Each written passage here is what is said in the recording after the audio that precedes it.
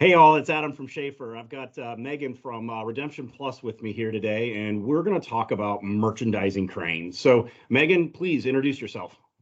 Hi, everyone. I'm Megan Burtch from Redemption Plus. I am the merchandising manager here.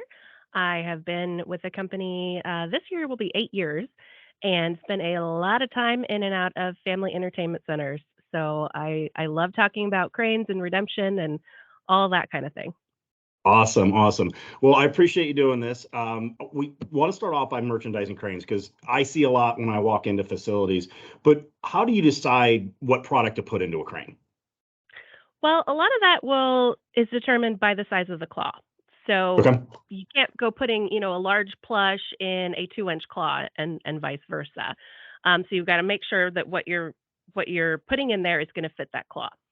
The second thing to think about is if you're running multiple machines, kind of having a variety in between. Okay. So you might say, for example, if you have 3 cranes, you might set one up with a knobby ball and make it a winner every time. Then Okay. you could do the second one with like a value plush that's a lower cost, and then your third one with like a premium license plush with a Gotcha. higher cost. You're getting hitting kind of different price points across Gotcha. all of your machines. That makes perfect sense. And then, like, how often should you change out the product? Like, I've walked into places in the middle of September and I see something from Christmas still in there. So, I mean, obviously, it's let's look at the machine. But how often do you think you need to change out a crane or change out what's inside of it? Well, a lot of these prizes lend themselves to that collectability aspect, especially like rubber ducks Okay. or some of those licensed plush.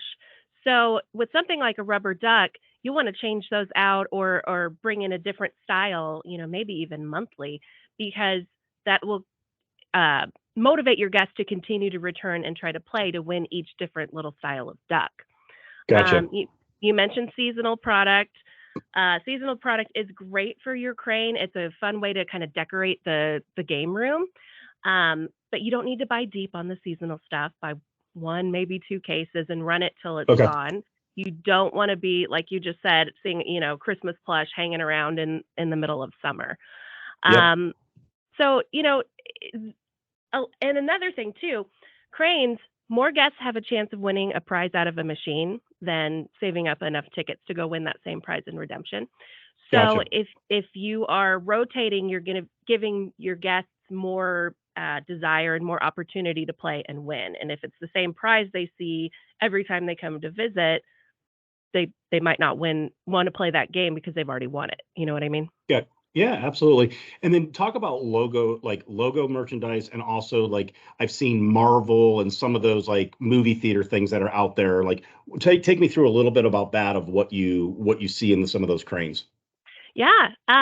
So with that licensed merchandise, that logoed merchandise, like you mentioned, the cost is higher. So that's definitely going to be something that not as many guests are going to be able to win. So it gives us a little bit more of that exclusive factor. But with anything with a logo or a face, you definitely want to make sure it's always facing outwards. Those eyes are Gotcha. facing out with the logo. So when you're placing it in the crane, you can see the whole style. And then, like you mentioned, if you can tie it into a recent movie release, we have a lot of customers that are in movie theaters and will try to, bring in the Mario plush for the Mario movie or Sonic or what have you. So Gotcha. timing it to something big that's going on is a really fun way to kind of bring some excitement. Well, good. And then what haven't I asked? What would be something that I may not have asked that you get asked all the time for? Well, one big thing is to remember to adjust the pricing in Okay. in your payouts. So if you put in something to your machine that's cheaper than it was before or higher cost than it was before, make sure to reflect those changes. I was on site with a customer once.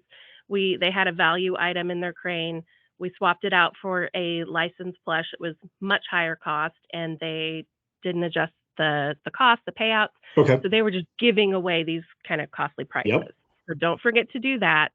And Okay. then cranes are something you need to maintain regularly. You Nope. can't just throw stuff in there and let it You just go. leave I it. mean, you can, but it doesn't look Yeah. enticing. We recommend merchandising in what we call a stadium style. So you're gonna put your first layer in the front kind of low and then build up like they're sitting Okay. in little stadium Yeah. seats. It makes a Yeah. really nice presentation, but you have to maintain that. So you need to open up the machine every day, kind of reset it. You're as the game's played, you're getting, rear ends up in the air and faces downwards, Yep. and you'll want to reset everything, make it look nice, and then wipe down the machine, please. Your prints, nose prints, tongue prints, all over this Yep. machine. It's going to discourage your guests from wanting to touch it. Gotcha. Well, perfect. That was huge information. Like everything that you hit on is everything I see when I walk in. I'm not the expert in it, and you are. And so I appreciate your time today, just walking through that and helping our customers out. We appreciate that. Absolutely. Thank you for having me. Awesome. Thank you.